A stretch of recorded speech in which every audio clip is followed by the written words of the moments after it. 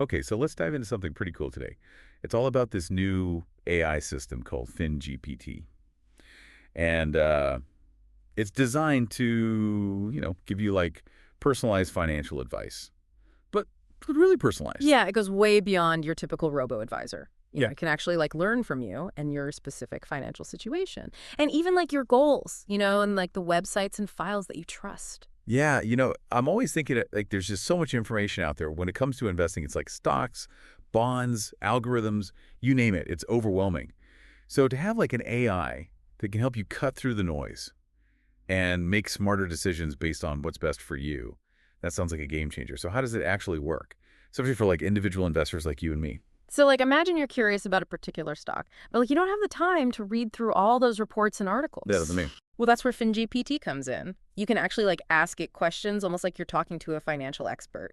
And it acts like your personal research assistant. So you tell it which websites you trust, maybe link it to your bank accounts or your investment platforms. You can even give it access to specific files on your computer, like spreadsheets you use to track your budget. Oh, so it's not just pulling information from some random database. It's actually looking at your stuff Right, exactly. to give you tailored advice. I read about this one example where someone asked FinGPT to predict their company's income for the next quarter. And it was able to pull data from their financial reports, analyze market trends, even factor in recent news articles to give a really specific prediction. Yeah, and so imagine you're trying to figure out, if that hot new tech stock is worth investing in. FinGPT can look at your current portfolio, your risk tolerance, even your long-term goals, to help you decide if it's the right fit for you. It really is like having a personalized financial advisor who knows you inside and out. But here's what really blows my mind. It actually learns from your feedback. So the more you interact with it, the better it gets at tailoring its advice to your needs. Yeah, because it uses something called reinforcement learning. It's a bit like training a puppy, You reward it when it gives you good advice. And over time, it learns to repeat those successful behaviors. It even remembers, your past conversations and the decisions you've made to give you even more relevant insights. So it's constantly evolving and getting smarter, just like us. Now I know what you're thinking. This sounds amazing, but what about security? Especially when it comes to sharing sensitive financial information.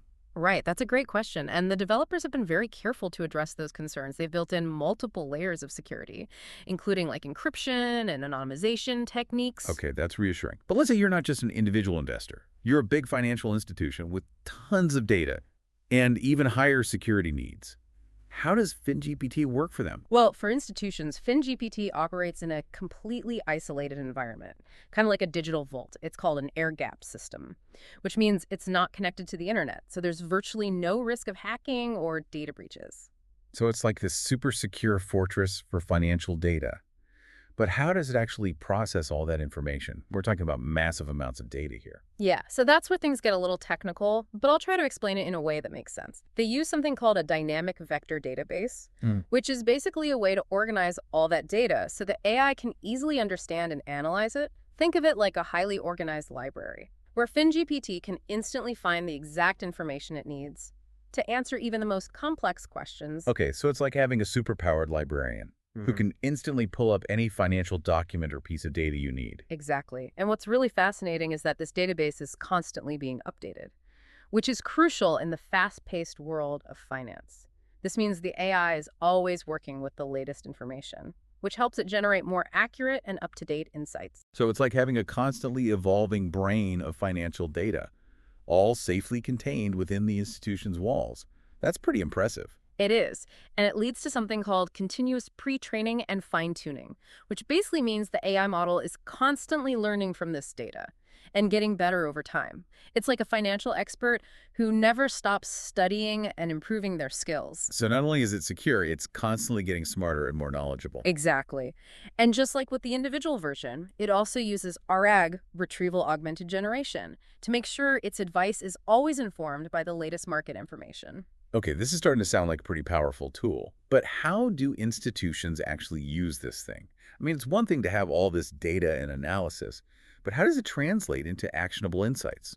So that's where the user interface comes in. They have this special dashboard for institutions designed to make all that complex data easy to understand and use. So no staring at lines of code. or trying to decipher cryptic algorithms. Nope, not at all. This dashboard gives them a clear view of what the AI is focusing on, how it's interpreting trends, and even allows them to like fine-tune certain parameters based on their specific So it's goals. like having a control panel for the future of their Yeah, finances. exactly. But I gotta ask, how do we know this thing actually works? Well, the researchers were just as curious. They put it through a series of rigorous tests, almost like an AI Olympics. Okay, AI Olympics, I like it. What kind of events do they have? Well, first, they gave it a massive financial literacy exam, threw all sorts of questions at it, from basic concepts to like complex calculations, just to see how well it understood the world of finance. Like a pop quiz for a financial whiz kid. Exactly. And then they made it even harder. They gave it real-world data, pulled from messy websites, full of jargon and inconsistent formats, just to see if it could still extract the key information. Yeah, that's tough.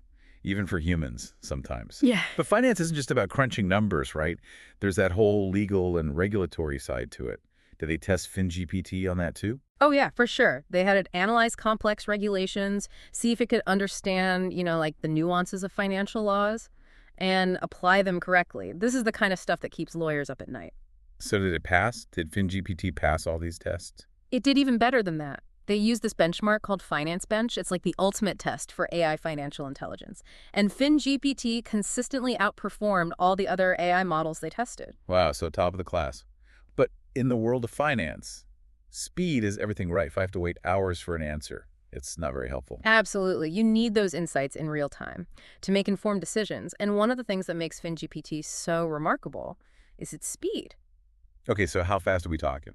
Even with all that data processing and complex analysis, FinGPT can deliver answers in just a few seconds. A few seconds. Yeah, just imagine getting like expert-level financial advice that quickly. That's incredible. But wait, didn't you say it uses RERE, Retrieval-Augmented Generation, to incorporate outside information? Wouldn't that make it slower, having to pull data from all over the place? Well, that's what's so fascinating. In some cases, adding ARGA actually made it faster. I know it seems counterintuitive, but it highlights how important context is.